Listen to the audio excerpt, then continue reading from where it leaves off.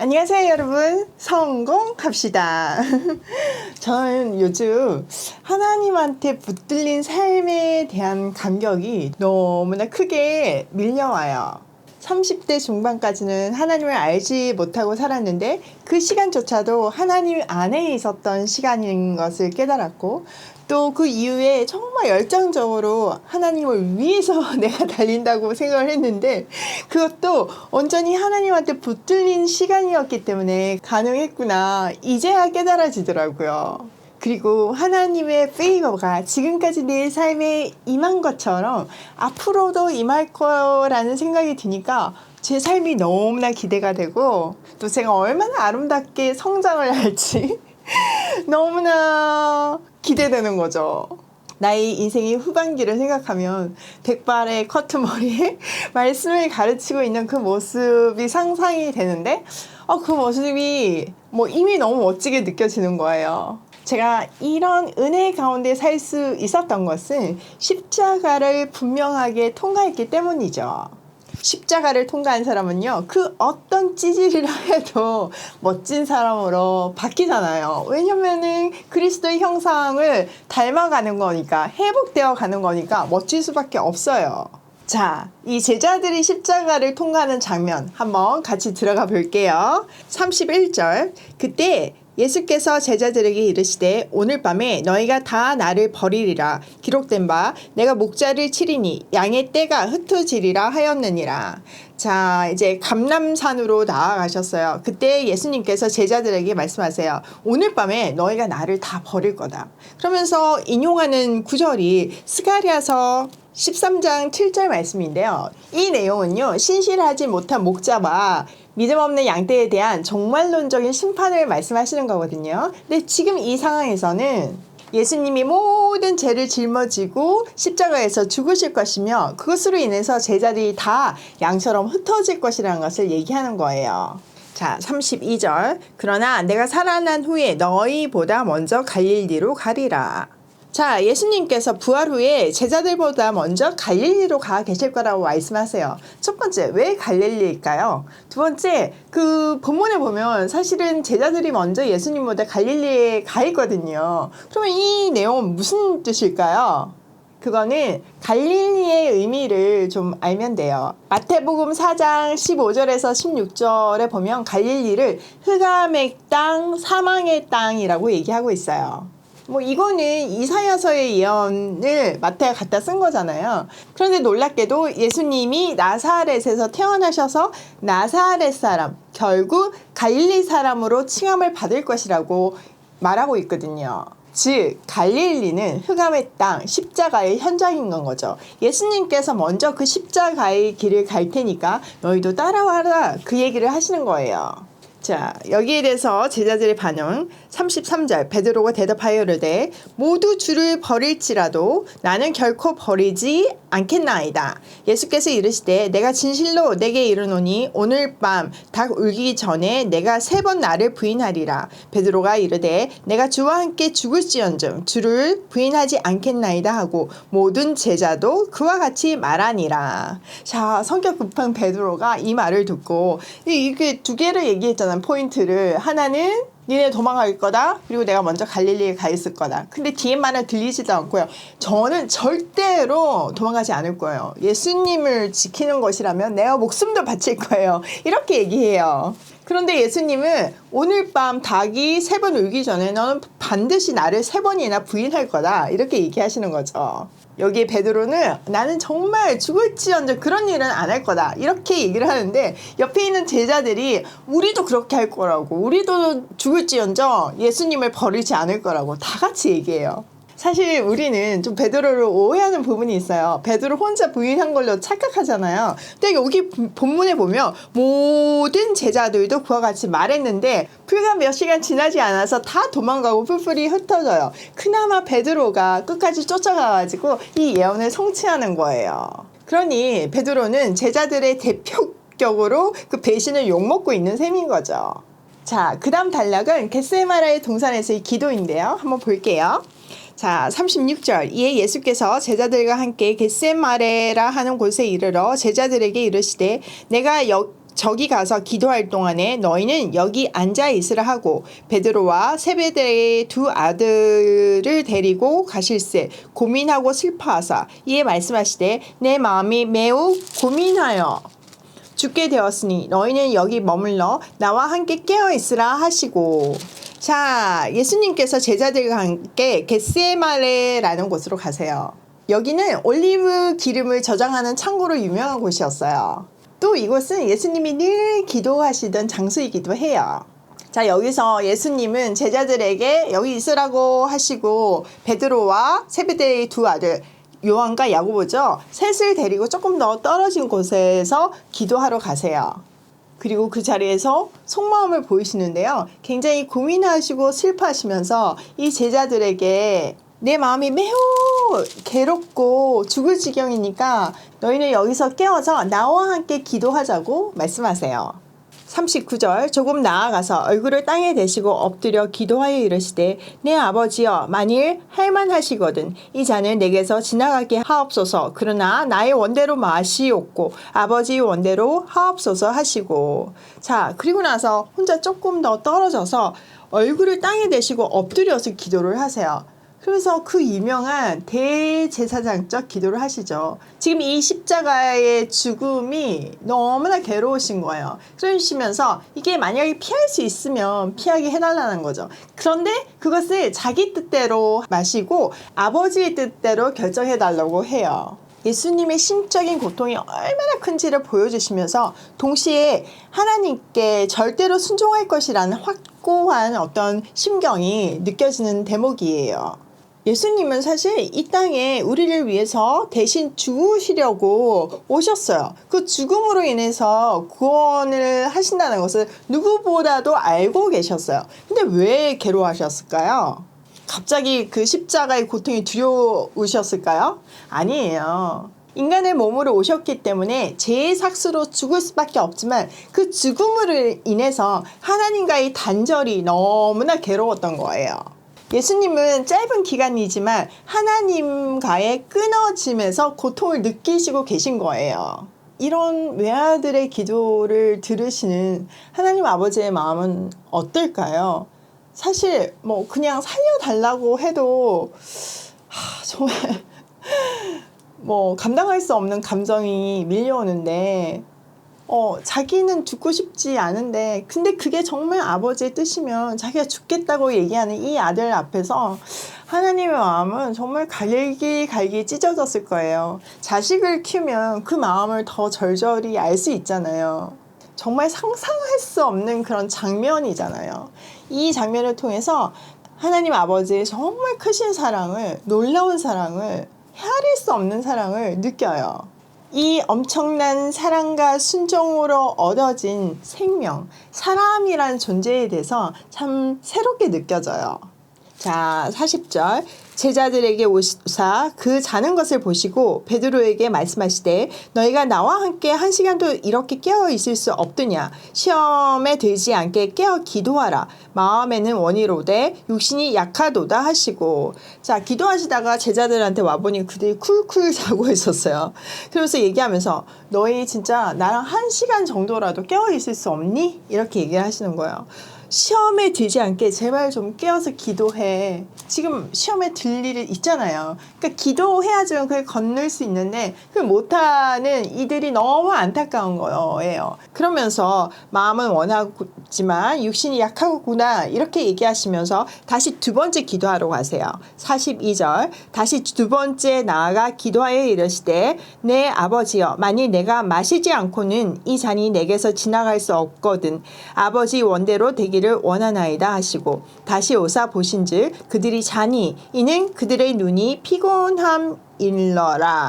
자, 다시 두 번째 기도하러 가셔가지고 이번에는 조금 더 내려놓으신 그런 어투예요. 같은 내용이지만 조금 더 편안해진 느낌이 이 문장에서 드러나죠. 만일 내가 마시지 않고는 이 잔이 지나갈 수 없거든 아버지의 뜻대로 이 모든 것이 이루어지기를 원합니다. 이렇게 얘기를 하죠. 그리고 다시 와서 제자들 보니까 그들이 아직도 자고 있어요. 물론 자정이 넘은 시간이니까 당연히 졸리겠죠. 그렇지만 지금은 굉장히 특별한 때잖아요. 그러니까 깨어있지 못한다는 것은 그들이 지금 십자가의 의미를 깨닫지 못했다는 증거예요.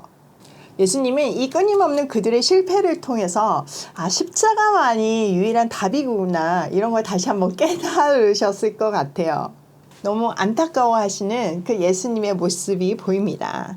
그리고 나서 세 번째 기도를 하러 가시죠. 44절. 또 그들을 두시고 나아가 세 번째 같은 말씀으로 기도하신 후 이에 제자들에게 오사 이르시되 이제는 자고 쉬라. 보라 때가 가까이 왔으니 인자가 죄인의 손에 팔리느니라.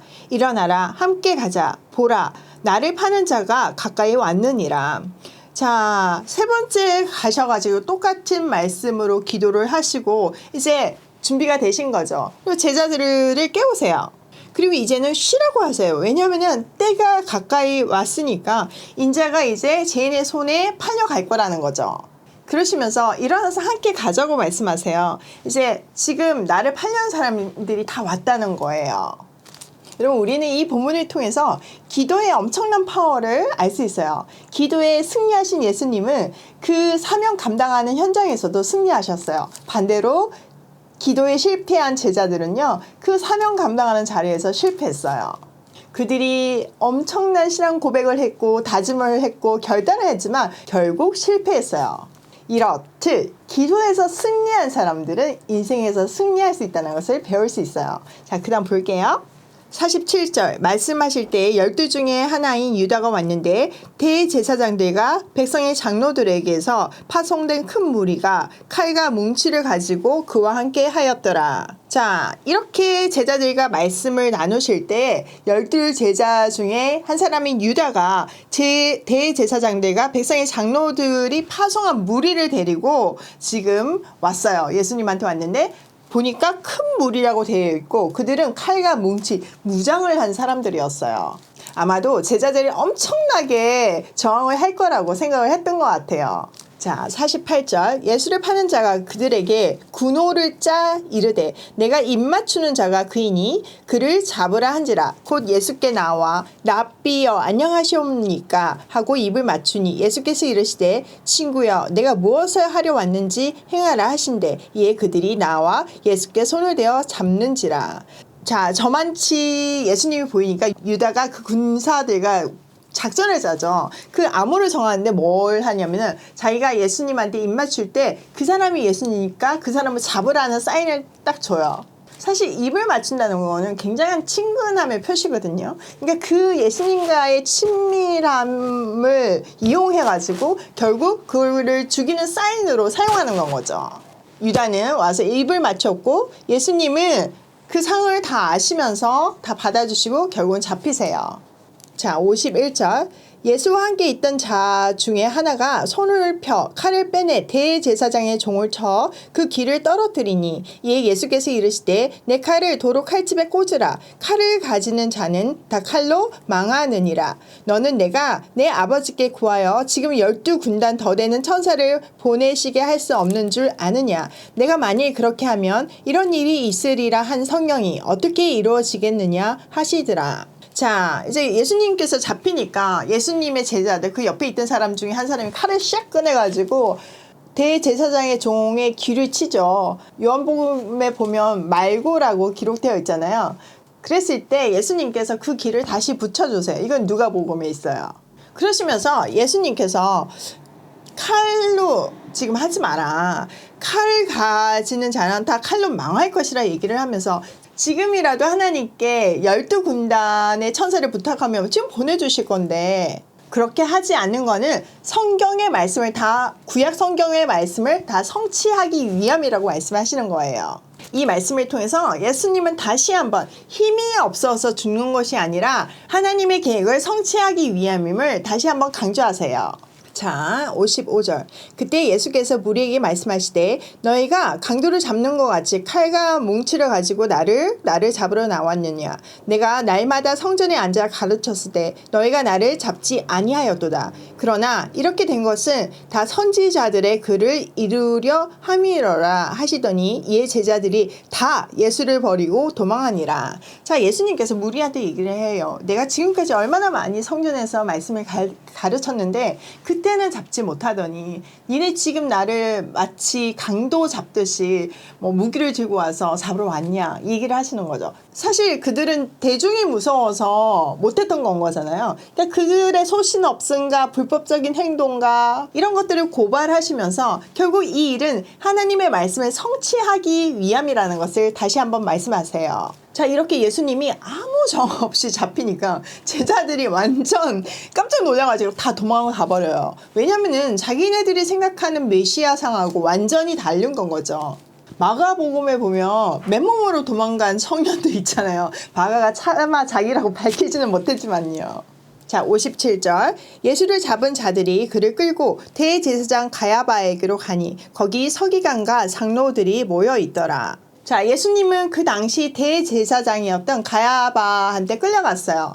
자, 요한복음에 보면 먼저 전임 대제사장이었던 안나스한테 먼저 신문을 받죠. 그는 비공식적인 신문이었어요. 그 뒤에 현직인 가야바한테 다시 공식적인 신문을 받으세요. 그때 당시 대제사장직은요, 로마에게 돈을 주고 샀거든요. 그러니까 로마가 돈을 많이 벌기 위해서 때를 정해서 해임을 시켰어요. 근데 그 권한이 너무 크고 그거 한번 투자해가지고 버는 돈이 너무 크니까 이걸 놓지를 못하는 거죠. 그러니까 가족들이 다 돌아가면서 행하거든요.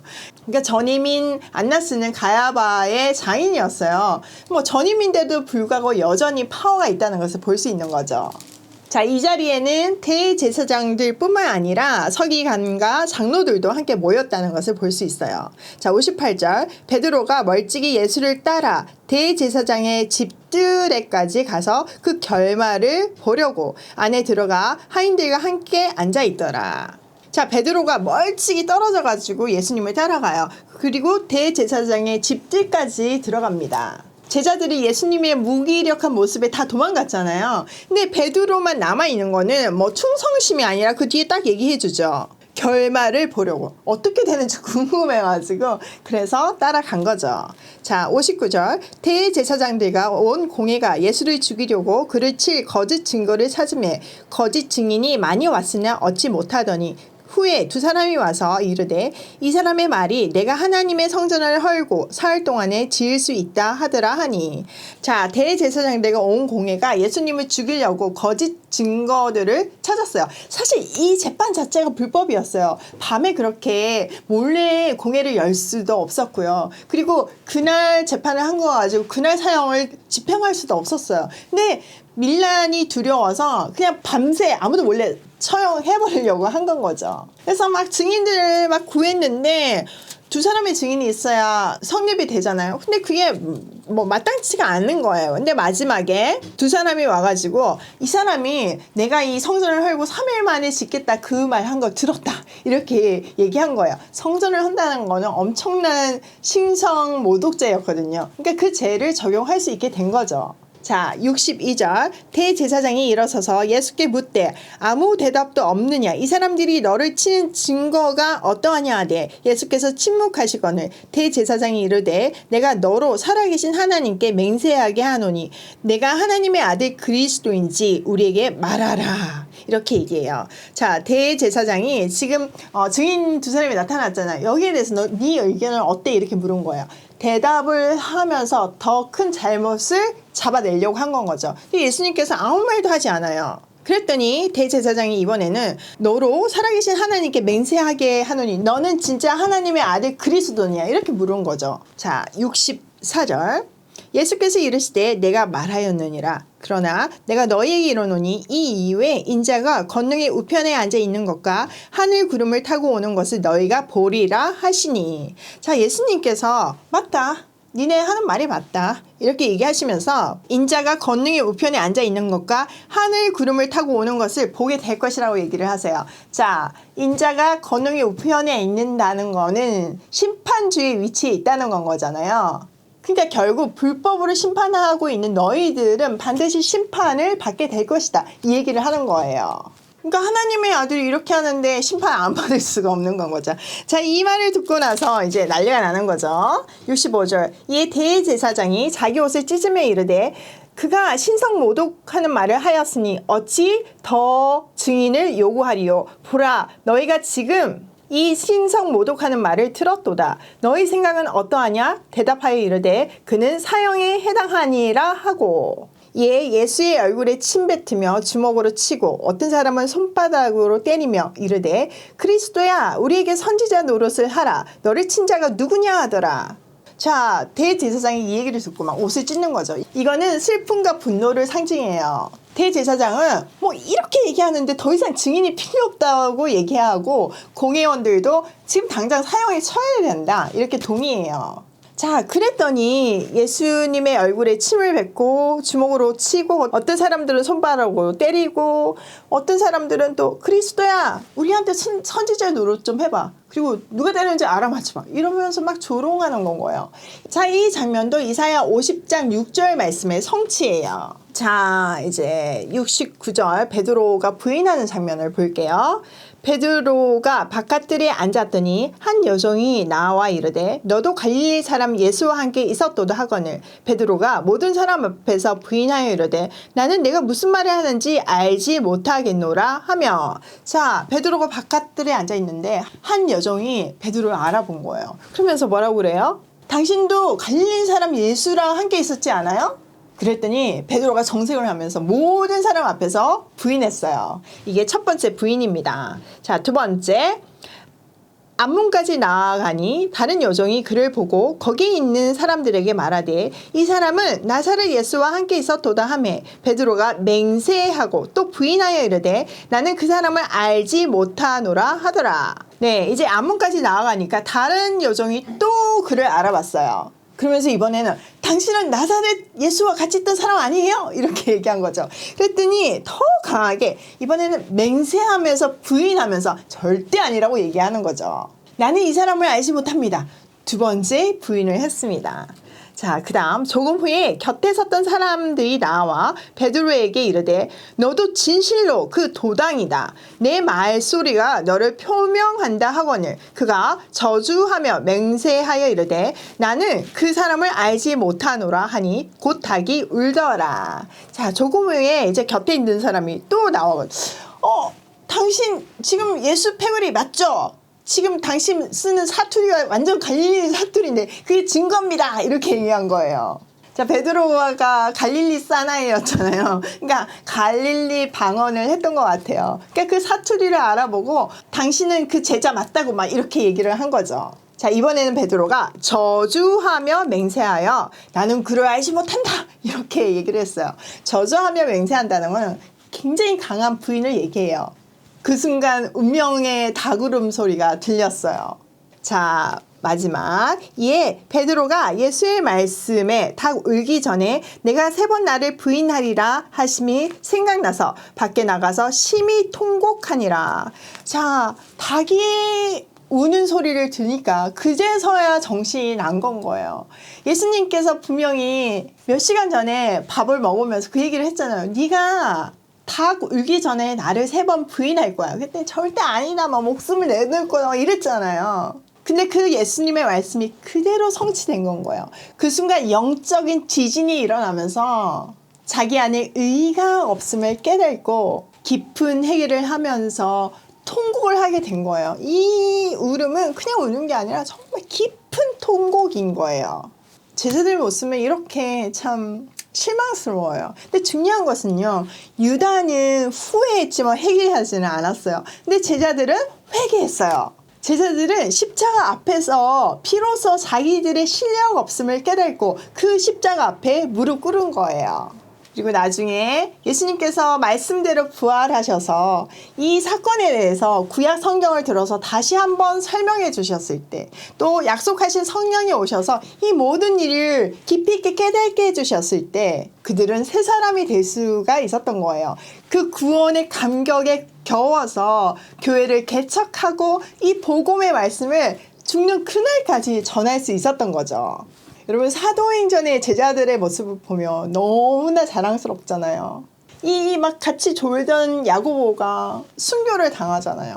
그럼에도 불구하고 그 제자들은 흔들리지 않고 더 담대하게 복음을 전하잖아요. 그리고 베드로가 정말 자기의 말년에 베드로 전후서에 보면 이런 어떤 난 할 수 있어요, 뭐 이런 어떤 자신감이나 자기의 이런 거는 하나도 없고요. 오직 그리스도의 사랑만이 뚝뚝뚝 떨어지잖아요. 그게 우리의 소망인 거예요. 제자들을 봐서 알겠지만 우리는 정말 50보 100보예요. 그리고 다 연약해요. 그러나 예수님께 온전히 붙들릴 때 우리는 다른 인생을 살 수 있는 거예요. 자, 갈라디아서 2장 20절 한번 볼게요. 내가 그리스도와 함께 십자가에 못 박혔나니 그런즉 이제는 내가 사는 것이 아니요 오직 내 안에 그리스도께서 사시는 것이라. 이제 내가 육체 가운데 사는 것은 나를 사랑하사 나를 위하여 자기 자신을 버리신 하나님의 아들을 믿는 믿음 안에서 사는 것이라. 여러분, 이제 우리는 예수님과 함께 십자가에 못 박혔어요. 이제는 우리가 사는 것이 아니라 내 안에 그리스도께서 사시는 거예요. 그러니까 내 삶에서 그리스도만 드러나야 되는 거예요. 사실 우리가 베드로처럼 이렇게 완전히 죽기까지는요, 오랜 시간이 걸리고 또 수많은 스토리가 만들어져야 해요. 하나님과의 추억이 쌓여야지만 이 단계까지 올라가요. 또 수많은 실패와 정말 씻을 수 없는 창피함이 있어야지만 그 단계까지 갈 수 있어요. 그러나 우리는 할 수 있어요. 왜냐하면요, 내 안에 사시는 그리스도께서 절대로 우리를 포기하지 않으시니까요. 나의 모습은 온데간데 없고 오직 그리스도만 드러나기를 소원해요. 내 말에서, 내 행동에서 그리스도의 사랑만이 뚝뚝 떨어지기를 소원해요. 베드로처럼 십자가에서 완전히 죽고 확실하게 죽어서 온전히 그리스도만 드러내는 인생을 살기를 소원해요. 오늘도 기도가 세상을 이기는 승부수임을 기억하며 십자가에서 다시 살아난 사람답게 고고싱이에요.